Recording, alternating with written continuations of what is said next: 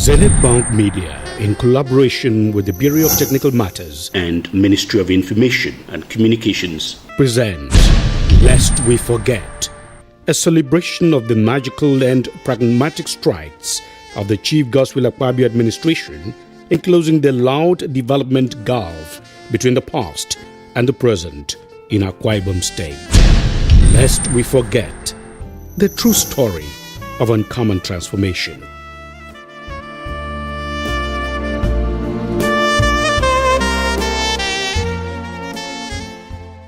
Before the advent of Chief Dr. Godswill Akpabio as Governor of Akwa Ibom State in 2007, Uyo, the capital city of Nigeria's 21st state, was only a shadow of what a modern capital city should be.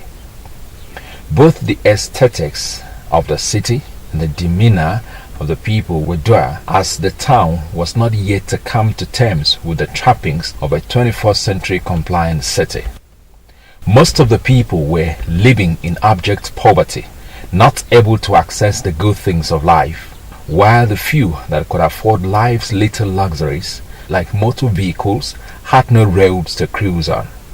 The roads in the capital city were not only narrow and bumpy, they were filled with dirt, gullies and potholes, thus making them irritating eyesores and causes of regrettable driving experiences for motorists. Another sad commentary of Uyo City roads was the total disregard of 21st century practice of curved road junctions to ease the flow of traffic in the city. In Uyo, the road junctions were at right angles, otherwise called in local parlance T-junctions. To worsen the situation, commercial motorcyclists, otherwise called akauke, invaded the narrow roads like a swarm of bees, with their characteristic show of rude impatience and utter disregard to courtesy and accommodation to other road users. They would almost always go against all known traffic rules, maneuvering through any and all available spaces, thereby denting and bashing people's vehicles with reckless abandon. This ugly situation resulted in many road accidents and other fatal mishaps. Lest we forget, residents of the city tell the story of Uyo roads prior to 2007. That time life was very difficult and that time this road was one lane. People that came from Uyo, sometimes they would be rushing from that one lane in order to, you see they have roofing movement all the time. The time that was very difficult concerning transportation around this area.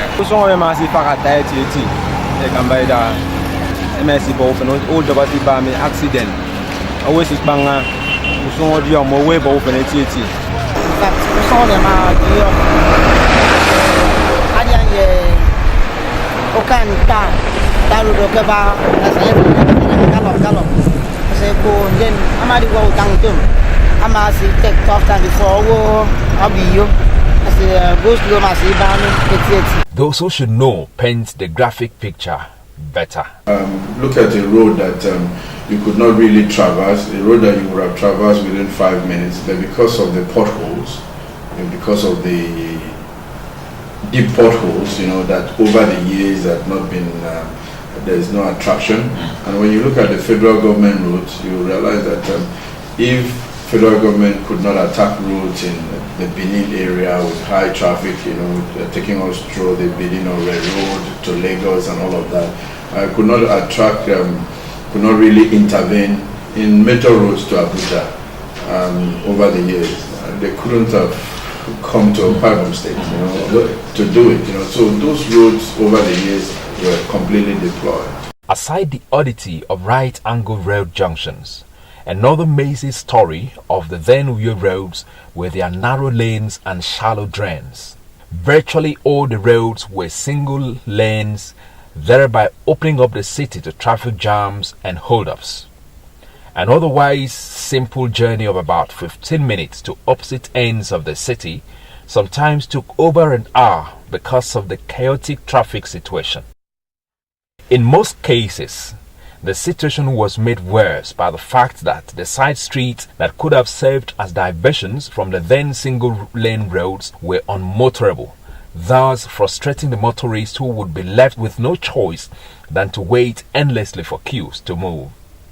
Lest we forget, the Accra Road roundabout by Nsika Edward Avenue, prior to Governor Pabio's intervention, was a classic example of such ugly situation. Also worrisome was the non-existence of deep and wide drains in the capital city. The result was that any time it rained, motorists experienced nightmares driving on the city's roads. Along Oran Road by Oran Street, the story was even more pathetic as the entire area was always taken over by storm water. The ensuing flood defied all attempts by successive administrations dating back to the day of Colonel Yakubu Bako to remove it. At a point, the residents coined a name for the storm water, naming it after successive state chief executives. Even at the wee stage of this administration, the Oran Road by Oran Street flood was named River Akpabio. It was impassable, that point had go up some children, because the water there was not only stagnated, it was flowing. It's like an emerging, it was like anytime it rains, it's an emerging river, with a lot of velocity, and even when you are on a bike, if you don't take time, if you don't have a lot of weight on it, it takes you off your feet, So it's something His Excellency determined that he's going to deal with that, and that was done immediately he came into power. The issue of flood water control or flooding in the city of Uyo has been perennial over the years. We all know that when it rained before today, you would not drive in Uyo, you would go nowhere.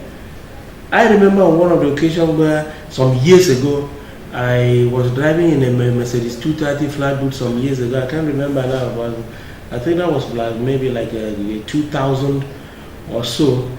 I was stuck in Oron Road near Mobile. I stayed there. He took the vehicle by up to half. I had to leave it there. I folded my jeans trouser and walked the water until I got to Mobile at that time. I remember.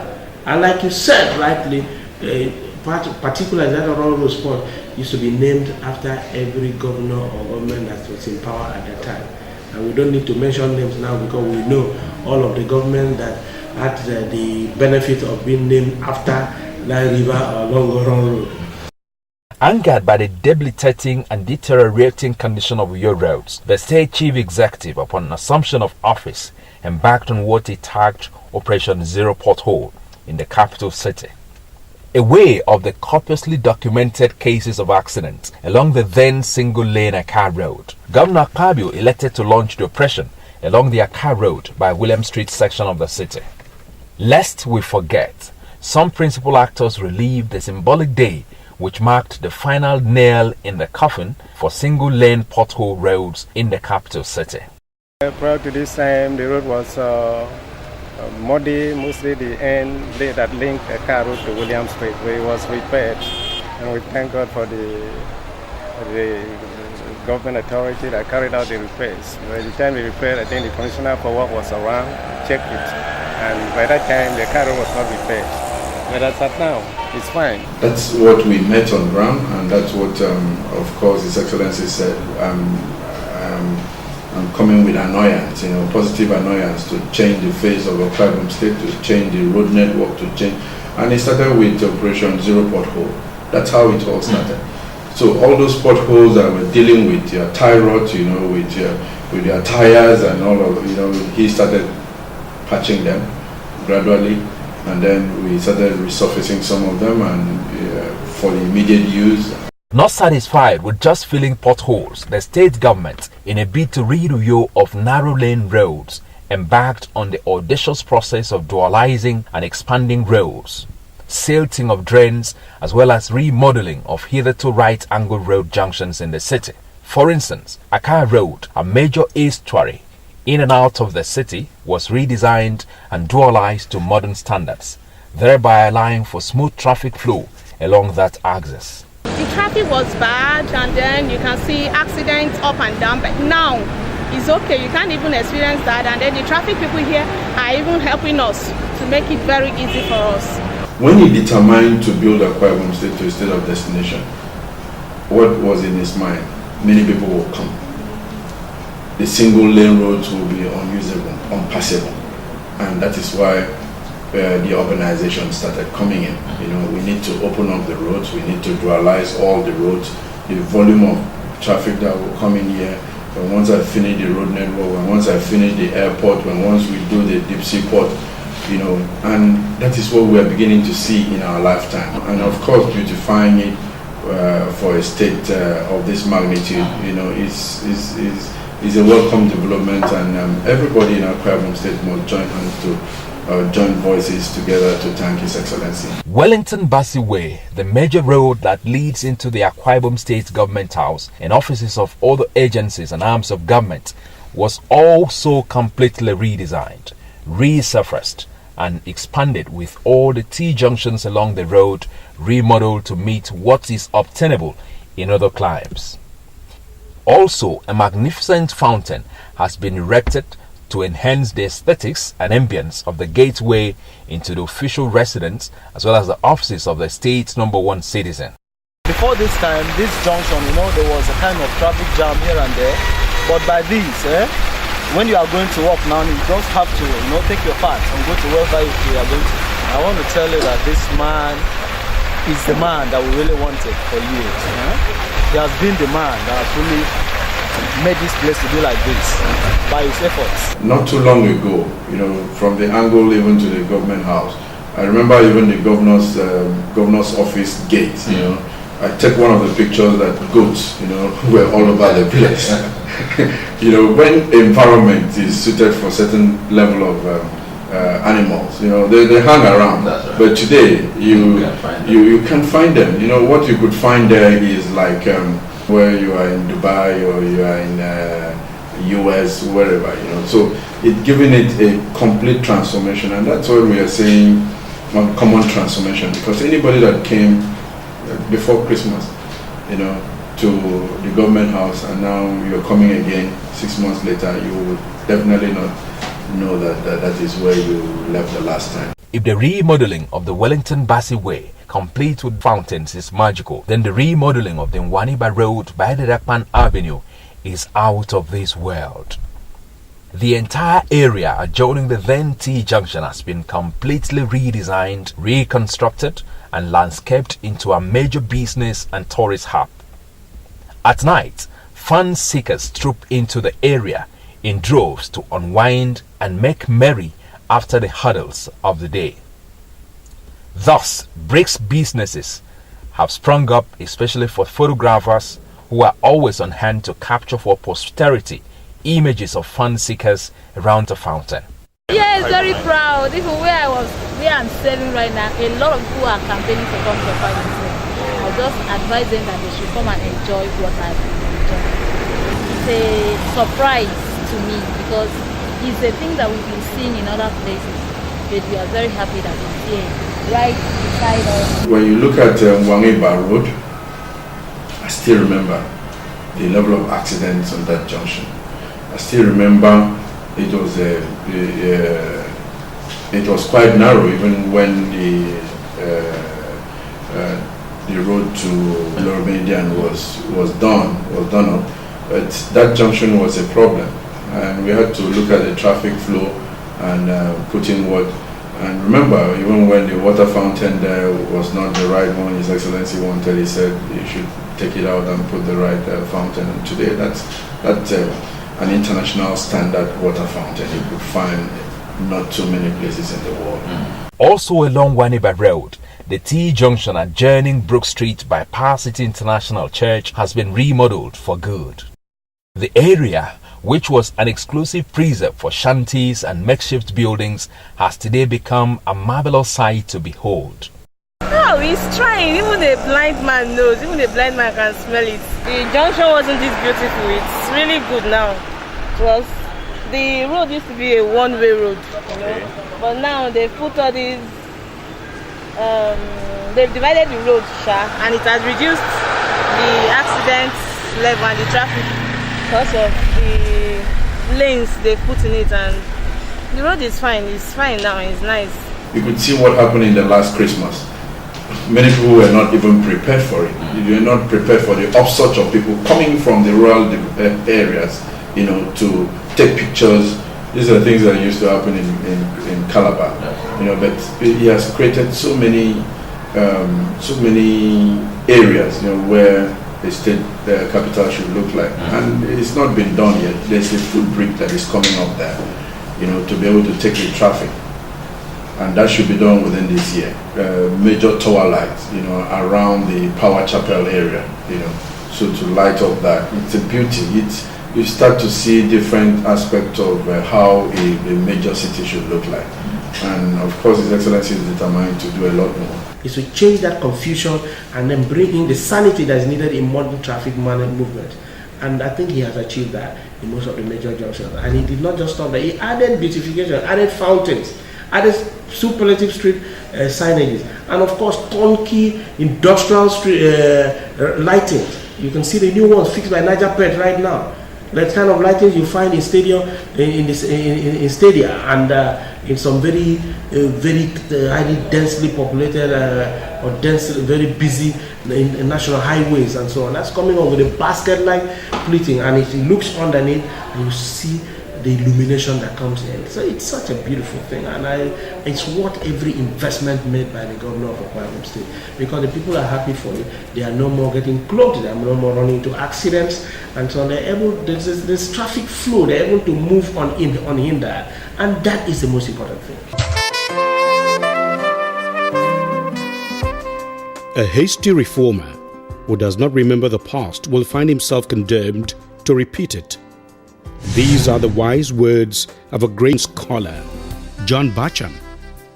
When God's will was done in Akwa Ibom in 2007 and he emerged governor, Chief Dr. Godswill Oborokpabio CON was certainly at home with the ugly past of the state and had resolved to change it. Little wonder, within just 5 years, the entire landscape has been transformed with a crystal clear difference between the past and the present. As the uncommon transformation train cruises on and a new Akwa Ibom keeps emerging, it behoves us to place the past side by side the present, lest we forget. Welcome to Lest We Forget, a confluence of the past and the present for the sake of the future. Lest we forget the true story of uncommon transformation.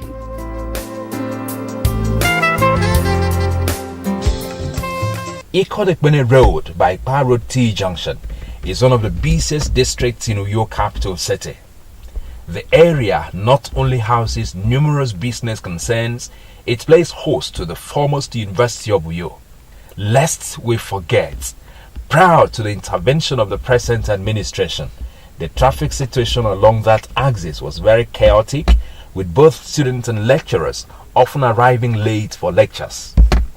But with the intervention of the state government, the entire area has been remodeled into a modern business district with all the trappings of class and royalty. Not too long ago, when you look at the Ikpa Road, Ikodekbene Road, with the students there and with the cyclists, let's say so, it was like a dead trap. Yes. Everybody is coming into one. There was no roundabout there, so people shouldn't really forget that. So people crossing from Ikpa Road, or getting into Ikodekbene Road, or this is a vehicle coming from Ikodekbene to turn into Ikpa Road, and with the pedestrian, the students all over the place. It was like a madhouse. People shouldn't really forget that. But today there's sanity, complete sanity at that junction.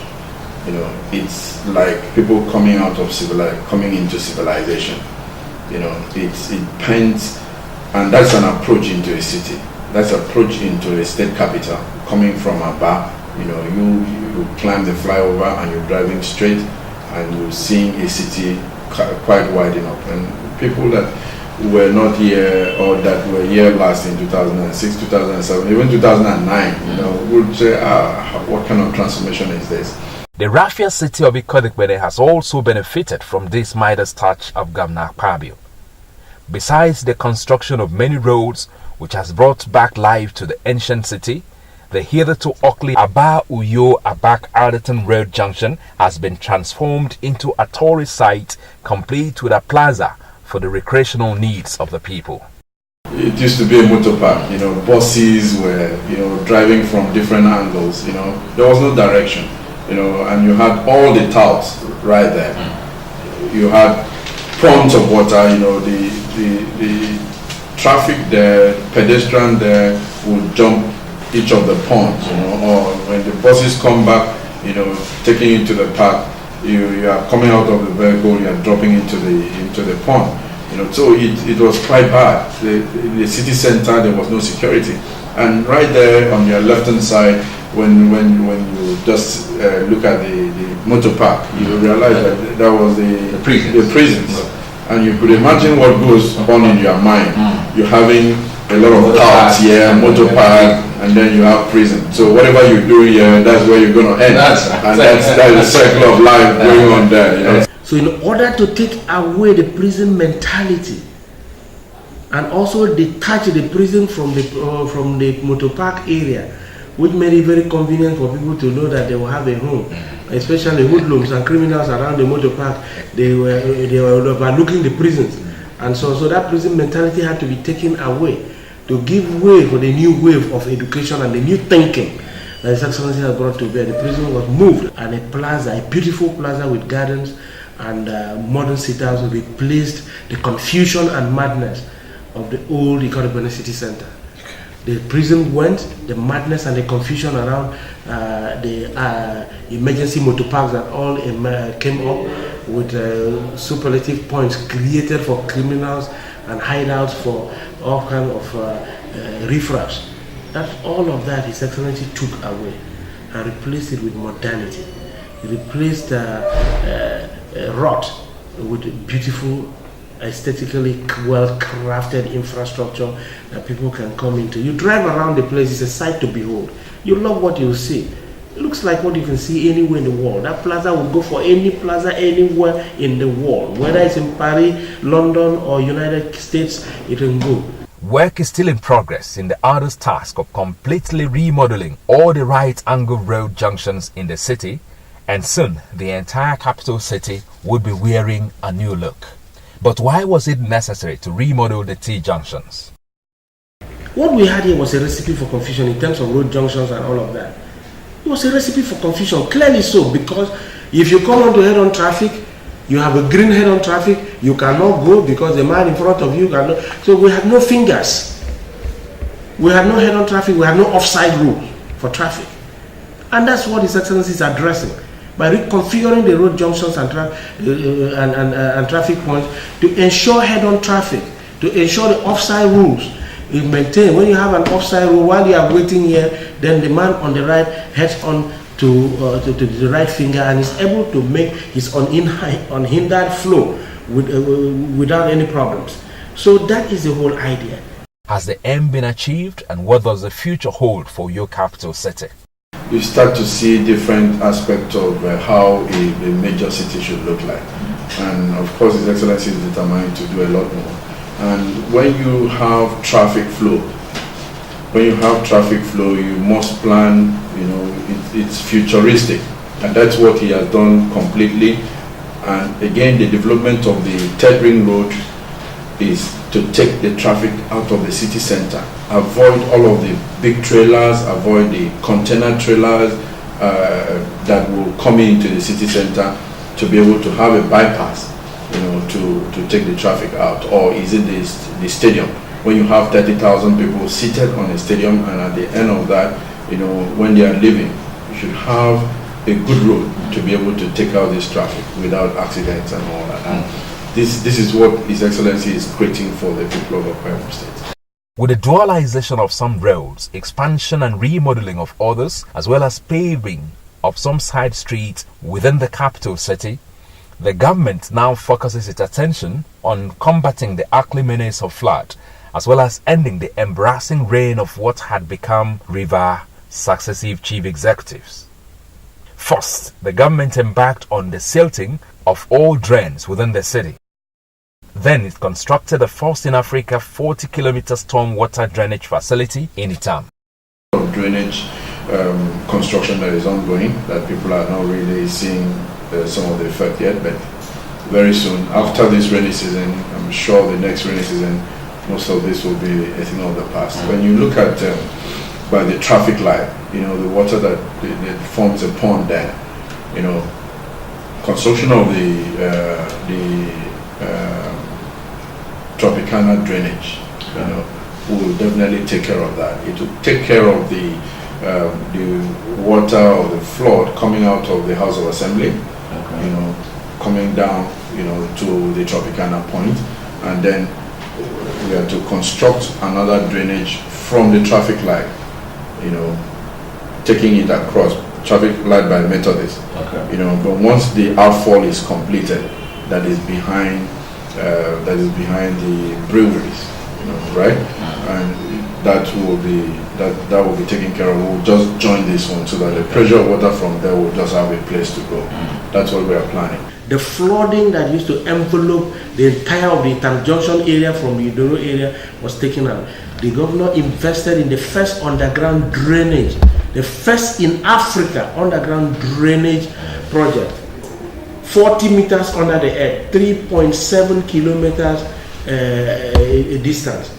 And of course, through hydraulic pushes under what is called a pipe jacking system, the first major underground drainage in the entire of Africa was delivered here in Uyo. For the Oran Road Bowran Street flood, which had outsmarted all former state chief executives who attempted to remove it, the administration deployed the latest flood control technologies to combat it. The gutters were expanded to a depth of over 3 meters and width of 2 meters. Although impediments blocking the water channel were removed and the river was forever expunged from the state lexicon. Today, the once notorious for flood Oran Street is only a heartbeat away from a dual carriageway with all the trappings of modernity. Another turning point in the state government's drive at reinventing the road, ensuring free flow of traffic and checking crime and criminality was the ban of commercial motorcyclists from the capital city. Although what was used in replacing them with the tricyclists also have their own trouble, they are nothing compared to when Akauke was in vogue. Aside the masterful remodeling and redesigning of right-angle road junctions, silting of drains as well as dualization of others, another factor that has put paid to the traffic holdups and the chaotic scenario on the city's roads is the installation of sensor-powered traffic lights in virtually all strategic junctions in the city. Lest we forget, it is only during Governor Akpabio's reign that Uyo has become a haven for sensor-powered traffic lights. Before now, it was not so. The traffic light is necessary when you have good roads. It's something that you cannot avoid. That's right. So with the advent of the traffic light, it was necessary because now you have a lot more traffic flow. People are now relocating back to Uyo and Akwa Ibom as a whole. So the traffic volume has increased, and you can't have police standing there to conduct traffic all the time. And of course, even at night, you see some level of hold-ups, because people are coming from their different businesses. So it's more than manual traffic control now. So we went into digital, which is the advent of the traffic light. As the entire city is euphoric on the masterful remodeling and redesigning of the right-angle road junctions, silting of drains as well as dualization of roads and other ancillary facilities within the capital city, it is instructive to note that it was not so before Governor Akpabio arrived at the scene in 2007. Lest we forget, before Chief Dr. Godswill Akpabio CON became governor, our roads were not only single lane and narrow, they were laced with potholes and T-junctions, thereby making driving a nightmarish experience. But today, Governor Akpabio, driven by positive anger and uncommon love for his people, has rewritten the city's history and remodeled it into the nation's choice destination. Chief Dr. Godswill Obodo Akpabio, CON, inspires action and holds up his dream for a new Akwa Ibom state.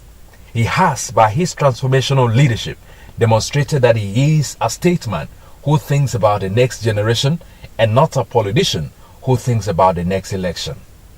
Like it was with other great cities of the world, like New York, New Jersey, to mention but a few, that were transformed by their leaders into great cities with new names, Governor Akpabio has promised by 2015 to transform the whole of Akwa Ibom into a mega city whose name would change into the new Akwa Ibom. Lest we forget, before May 29, 2007, it was not this good. This can only be God's will for Akwa Ibom.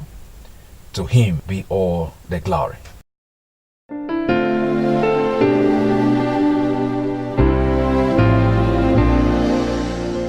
Zenith Bank Media, in collaboration with the Bureau of Technical Matters and Ministry of Information and Communications, presents Lest We Forget, a celebration of the magical and pragmatic strides of the Chief Godswill Akpabio administration in closing the loud development gulf between the past and the present in Akwa Ibom State.